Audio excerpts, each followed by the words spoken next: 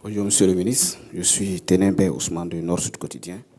Monsieur le ministre, ma question est relative au conflit intercommunautaire qui se déroule à l'Ouest. Dans les mesures du gouvernement, il est question aussi du retour des personnes déplacées sur les sites d'origine. Or, je crois comprendre que c'est des sites, c'est des forêts classées. Est-ce à dire que les forêts classées vont rester occupées? Ou est-ce que le gouvernement a des mesures dans ce sens?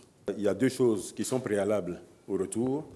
Si vous avez vu l'ordre dans lequel j'ai mentionné les mesures qui sont prises par le gouvernement, il y a deux choses qui sont préalables. C'est notamment la mise en place de comités donc, chargés du règlement du conflit. Donc, ce comité, évidemment, cherchera à comprendre l'origine du conflit, les explications et éventuellement les solutions possibles. Je dis bien possibles. Et deuxièmement, j'ai évoqué l'envoi de missions. Donc, missions composées d'élus, de cadres, de personnes de l'administration, etc., qui vont sur place évaluer la situation. Donc, à ce stade, nous ne sommes pas en train de dire que ces personnes vont retourner. Nous sommes juste en train de dire que dans les mesures prises ou dans les réflexions qui sont menées, dans les travaux qui sont effectués en ce moment, évidemment, le gouvernement n'a pas omis cette question du retour des populations concernées à leur site ou éventuellement à d'autres sites. Je pense qu'à l'heure, ce n'est pas cela l'urgence. Merci, Monsieur le ministre. Oui. C'est Fama John, correspondante de la chaîne marocaine Medi 1 TV. J'ai deux préoccupations. La première, c'est côté santé.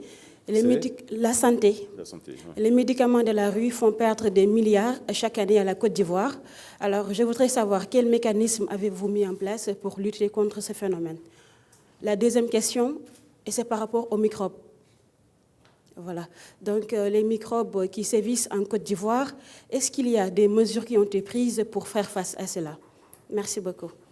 S'agissant de la première question, évidemment, il y a des circuits officiels d'alimentation des officines de pharmacie en Côte d'Ivoire et d'alimentation en médicaments des hôpitaux et centres de santé en Côte d'Ivoire, en particulier par la pharmacie de la santé publique ou la nouvelle pharmacie de la santé publique.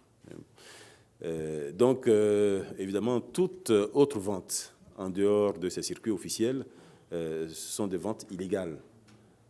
Et des mesures importantes ont déjà été prises par l'État de Côte d'Ivoire pour démanteler les réseaux, pour récupérer les stocks. Des baraquements ont été détruits. Des zones connues de vente de ces médicaments ont été également, à un moment donné, détruites. Donc, j'allais dire, le gouvernement n'est pas resté les bras croisés face à ce problème. Nous sommes conscients qu'il y a encore des problèmes résiduels, mais vous voyez bien la masse des choses que le gouvernement est contraint d'affronter en même temps. Donc, nous vous rassurons sur le fait que c'est une préoccupation qui est bien gérée aujourd'hui au niveau du gouvernement, qui, s'il le pouvait, y affecterait sans aucun doute plus de moyens. Pour ce qui concerne les microbes, nous en avons parlé la semaine dernière, nous avons donné quelques éléments du plan qui est mis en œuvre. Je voudrais rappeler une chose que j'avais déjà dite la semaine dernière, c'est qu'aujourd'hui, ce terme devient un peu un fourre-tout des microbes. Il est même arrivé que des photos d'accidents soient publiées comme étant l'œuvre des microbes. Donc, et aujourd'hui, ces microbes qui, à l'origine, étaient perçus comme des mineurs à l'origine, aujourd'hui, nous nous rendons compte que la majorité des personnes qui sont interpellées sont majeures. Bon, donc, ça montre bien que c'est un phénomène de délinquance urbaine. C'est des crimes, ce sont des délits qui sont exercés par des personnes qui devraient être sanctionnées pour ces crimes et délits-là. Et c'est pour ça que le gouvernement, depuis un certain temps, vous avez pu le voir, est déterminé à traquer toutes les personnes qui se livreraient dans nos villes à des crimes du type de ceux qu'on qualifie donc de crimes liés aux microbes. Il y a eu les opérations Épervier 1, Épervier 2, Épervier 3 maintenant. Évidemment, cela va continuer. La semaine dernière, nous indiquions qu'à ce jour, les engagements en ressources budgétaires, les engagements en ressources humaines, etc., sont pris pour aller au minimum jusqu'au premier trimestre 2018. Donc, à mener vraiment une traque acharnée contre toutes les personnes. Les personnes, évidemment, qui se livrent à la délinquance, donc qui attaquent d'autres personnes, mais également toutes les personnes qui pourraient, directement ou indirectement, alimenter cette criminalité. C'est notamment tous les vendeurs de drogue, c'est toutes les personnes, encore une fois, qui peuvent directement ou indirectement être concernés. Donc, c'est aujourd'hui tolérance zéro en ce qui concerne le gouvernement. C'est également faire en sorte, quand il s'agit d'enfants, c'est faire en sorte de trouver des mécanismes de resocialisation de ces enfants, parce que nous n'avons pas d'autre choix. Il faut le dire, parce que les gens ont le sentiment que là, le gouvernement fait preuve de laxisme. Quand il s'agit d'enfants, nous n'avons pas d'autre choix, parce que la Côte d'Ivoire est signataire de conventions internationales qui protègent la personne humaine jusqu'à un certain âge. Et jusqu'à cet âge, on ne peut pas agir contre cette personne comme si elle était un adulte. Et prendre ces personnes, les mettre en prison aujourd'hui, c'est malheureusement créer la criminalité de demain. Donc il faut créer des mécanismes de resocialisation de ces enfants. J'allais dire, c'est une obligation. Pour nous, c'est absolument pas du laxisme. Et nous pensons également qu'il faut donner une deuxième chance à ces personnes-là qui sont trompées. Mais par contre, toutes les personnes qui sont majeures, là, nous sévissons vraiment de la façon la plus forte, parce que c'est la seule voie pour traiter cette question-là. Je suis Bruno Kwasi pour lamediane.com. Ma préoccupation porte sur deux volets, notamment sur la carte des résidents, biométrique pour les membres de la CEDEAO en Côte d'Ivoire. Est-ce que vous pouvez revenir un peu sur le prix? Maintenant, concernant les hôpitaux militaires qui vont être construits, vous avez cité notamment 4 villes, Abidjan, Bouaké, Korogo et Daloa, je crois. Alors, le coût, 41 milliards, vous l'avez dit, mais c'est à quand ces réalisations? Nous vous le disons chaque fois, hein, quand nous donnons une information comme celle-là ici, il faut savoir que souvent, c'est des choses qui sont en discussion depuis plusieurs mois, voire même plusieurs années. Donc, quand nous donnons l'information, c'est que nous sommes au terme de toute la partie en amont du début de la réalisation. Donc, quand nous donnons l'information, ça veut dire que ça peut démarrer à tout moment, hein. Donc, souvent, c'est l'achèvement de quelques études techniques, c'est quelques formalités pour que ça démarre. Donc, je peux dire que c'est immédiat. Les travaux pourraient commencer donc, le plus rapidement possible. Pour ce qui concerne les réfectoires et les cuisines dont nous avons parlé tout à l'heure, c'est dans les 3 mois, les travaux seront achevés. Là, il ne s'agit pas de démarrage, mais les travaux seront achevés. Donc, j'espère que cela répond à votre question. Pour ce qui concerne la carte de résidents, nous avons parlé d'abord pour les ressortissants CEDEAO, de la carte de résident biométrique pour les ressortissants hors CEDEAO et de la carte consulaire biométrique pour les ressortissants CEDEAO. La carte consulaire biométrique, évidemment, elle est produite par les services consulaires des pays qui sont concernés. Donc, j'allais dire, s'il y a un coût, l'État de Côte d'Ivoire n'est pas concerné. Mais il s'agit désormais, quand une personne ressortissante de la CEDEAO a besoin de faire des démarches administratives en Côte d'Ivoire et qu'elle a besoin de montrer une pièce, elle ne pourra montrer qu'une pièce donc, conforme à ce que nous venons de dire ici. Donc, ce sera une carte de résident biométrique pour les ressortissants hors CEDEAO et une carte consulaire biométrique pour les ressortissants de la CEDEAO. Donc, pour ce qui concerne les ressortissants hors CEDEAO, puisque vous posez la question, c'est 300 000 francs, donc pour les ressortissants hors CEDEAO. Et il y a pour certaines populations des aménagements, mais je pense qu'il n'est pas utile de rentrer dans ce détail-là. Bonjour, Monsieur le ministre. Je suis Ibrahim Sékou Koné, journal Côte d'Ivoirien. Permettez-moi de revenir sur la question des microbes. Et vous venez de parler tout de suite du phénomène de délinquance urbaine. Mais Monsieur le ministre, ne pensez-vous pas qu'il y a un véritable problème sociétal depuis la crise post-électorale 2011 qui a été Véritable problème sociétal, c'est-à-dire?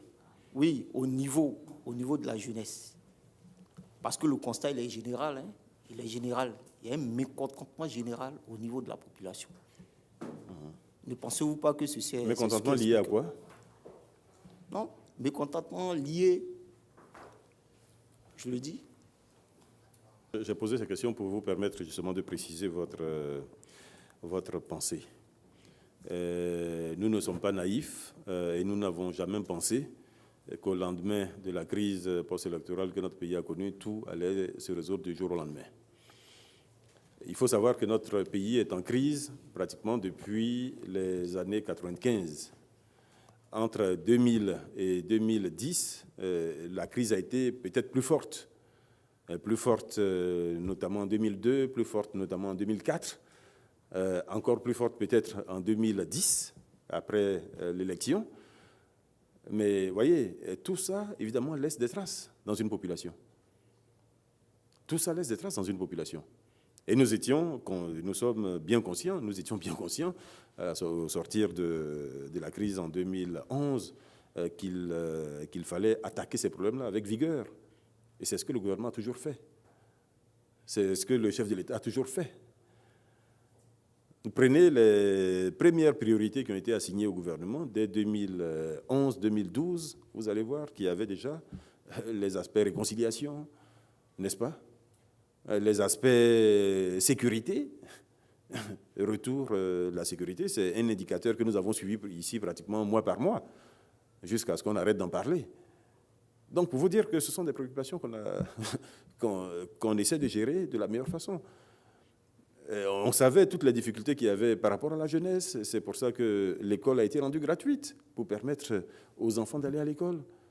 Nous savions effectivement qu'il y avait des problèmes de pauvreté, puisque en 2011, notre population affichait pratiquement 51-52% de pauvres. Ça, nous ne l'avons jamais caché. Mais l'important, et j'allais dire l'essentiel, c'est le travail qui est fait par le gouvernement depuis ça. Depuis ça, personne, nulle part, ne pourra démontrer que la situation en Côte d'Ivoire s'est dégradée. Impossible de le démontrer. Vous savez, les situations individuelles ne sont pas la situation collective. Il y a des situations individuelles que nous comprenons. Vous pouvez avoir vous-même été peut-être mieux en 2010 qu'aujourd'hui. Ça, j'allais dire, ça peut arriver. Mais malheureusement, quand quelqu'un est dans cette situation, il généralise. C'est une erreur. Parce que, encore une fois, le taux de pauvreté en Côte d'Ivoire, il baisse. D'année en année, il baisse. Ce n'est pas nous qui faisons les mesures. Il y a des mécanismes pour mesurer tout cela, qui sont internationaux, qui sont acceptés par le monde entier, donc qui sont mis en œuvre, et qui montrent bien qu'en Côte d'Ivoire, cela baisse d'année en année. Au-delà de ça, nous vous disons chaque fois toutes les mesures que le gouvernement prend. Un gros travail a été fait pour réformer la filière café-cacao, qui a permis jusqu'à présent de garantir un prix minimum aux planteurs. Des mesures similaires ont été prises pour ce qui concerne l'anacarde dans le Nord, qui ont permis d'assurer aux producteurs concernés un prix. Le SMIC a été revalorisé. Nous étions à 34 600 si j'ai bonne mémoire. Nous sommes aujourd'hui à 60 000 francs. Toutes les décisions qui ont été prises ici de revalorisation des salaires des fonctionnaires, l'impact sur les comptes de l'État annuellement, c'est au minimum 80 milliards de francs CFA. Et l'impact initial, c'était plus de 200 milliards de francs CFA. C'est de l'argent qui est rentré dans les poches de ces personnes-là.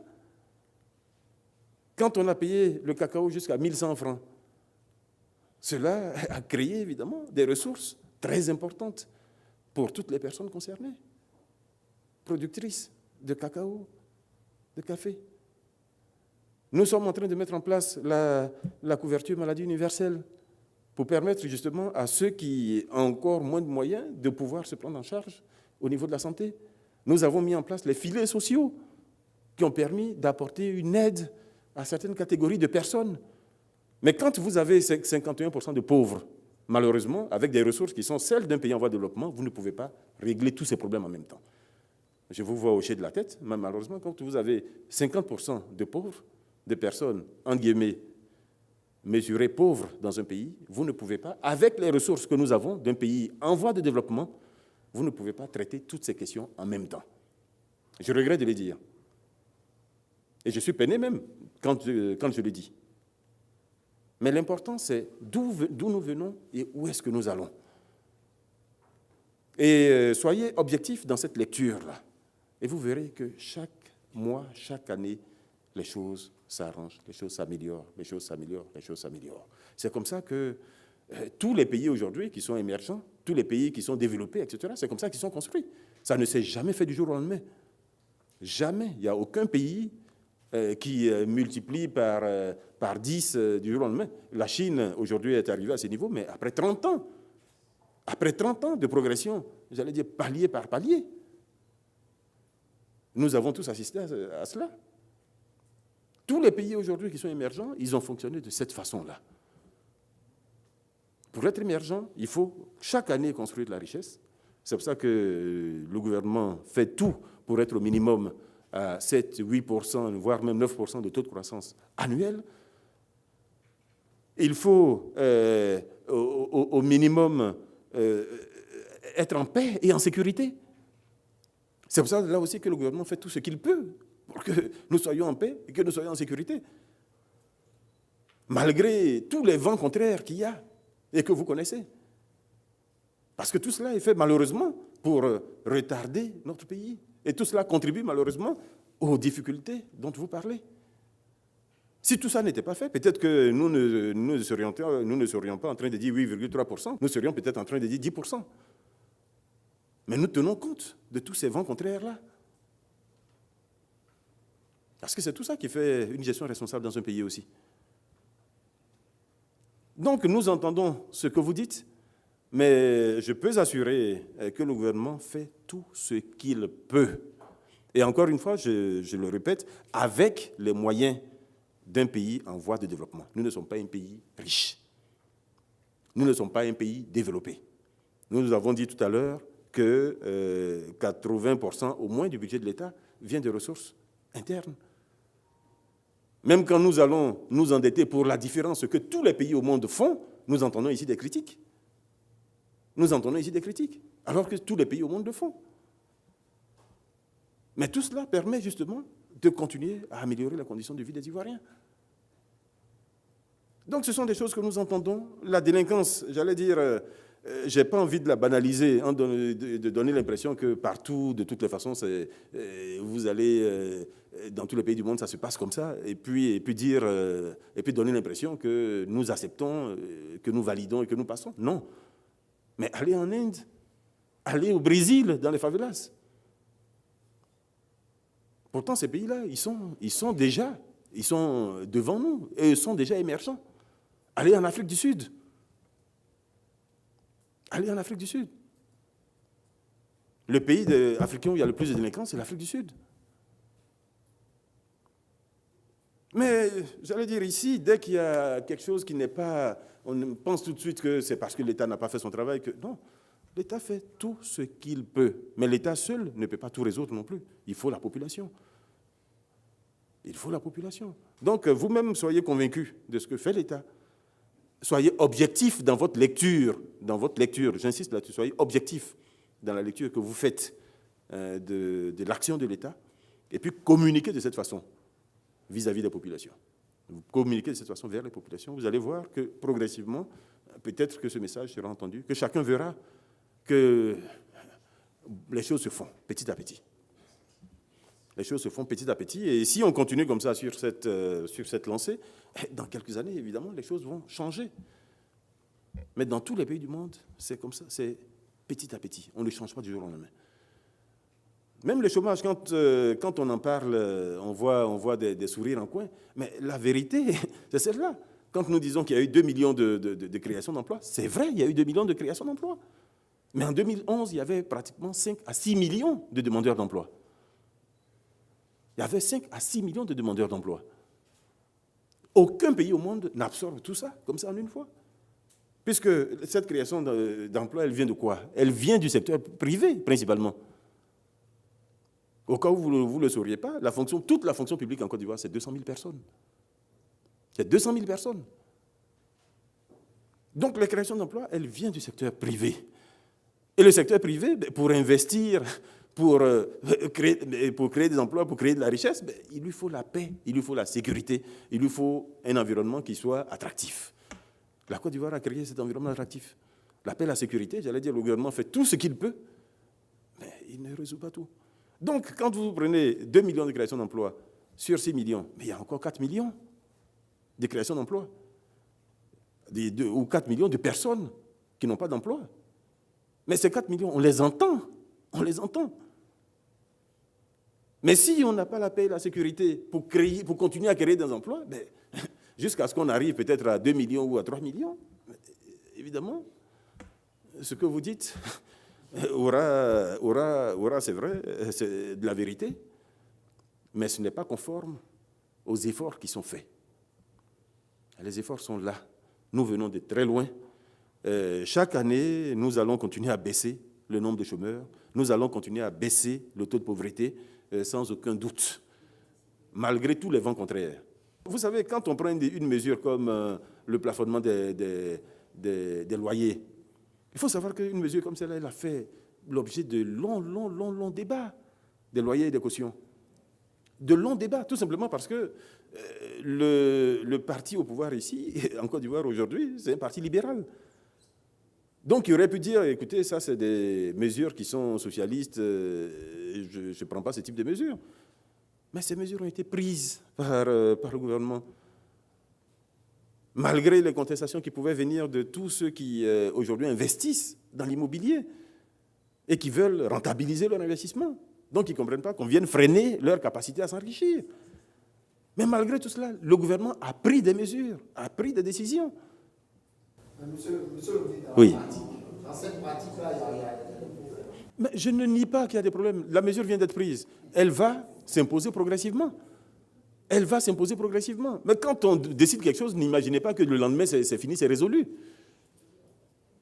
Quand une décision comme celle est prise, il faut savoir qu'il y a des vents contraires. Tout à l'heure, j'ai utilisé à dessein le terme vent contraire. Il y en a toujours. Et une mesure comme celle-là, il ne faut pas imaginer un seul instant qu'il n'y ait pas de vent contraire. Il y en aura. Il y en a. Maintenant, c'est progressivement que ça va s'imposer. Progressivement, ça va s'imposer. J'ai une question concernant le récent mouvement d'humeur à Man et à Boaké. Je ne sais pas si le Conseil en a parlé. Quelle est la situation aujourd'hui? Mais au-delà de ça, au-delà de la situation, le gouvernement avait annoncé fin mai des négociations avec les démobilisés, les ex-combattants, pour que ces mouvements d'humeur récurrents ne se répètent plus. Aujourd'hui, où en est-on avec ces négociations-là? Sans donner l'impression de banaliser, ce n'est pas la première fois. Le gouvernement est bien conscient de la situation. Le gouvernement a déjà pris des mesures pour ce qui concerne les démobilisés. Le gouvernement continue, malgré tout ce qui a déjà été fait pour les démobiliser, à discuter avec ces démobilisés-là. Maintenant, sans donner l'impression là aussi de minimiser la chose, vous êtes journaliste, essayez de vous renseigner sur l'importance de ces mouvements-là. Vous allez voir. Je n'ai pas envie de dire que ça ne doit pas troubler le sommeil du gouvernement, mais ce que je peux dire, c'est que tout ce qui est fait aujourd'hui, toutes les discussions qui ont lieu, etc., ont pour objectif justement de calmer la situation avec les démobilisés, de leur permettre d'avoir une activité qui leur procure un revenu, etc. Donc le gouvernement continuera à travailler dans ce sens-là. Et nous pensons qu'il y a de plus en plus de démobilisés qui entendent ce message-là.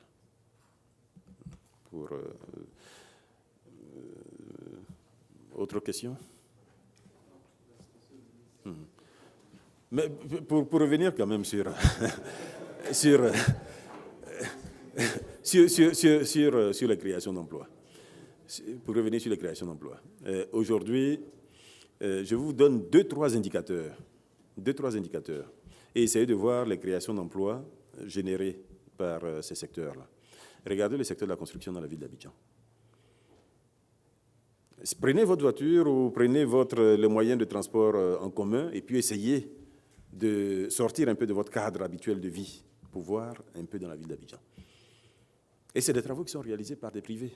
L'État, certes, réalise des investissements, mais l'essentiel de ces investissements sont réalisés par des privés. Dans toute la ville d'Abidjan, ce sont des gens ou des Ivoiriens qui réalisent ces travaux-là. Allez sur l'autoroute du Nord. Voyez cette nouvelle zone industrielle. Nous vous en avons parlé ici, en vous disant que la zone industrielle de Vridi était saturée, celle de Koumassi était saturée, celle de Yopougon était saturée, et qu'on créait une nouvelle zone là-bas.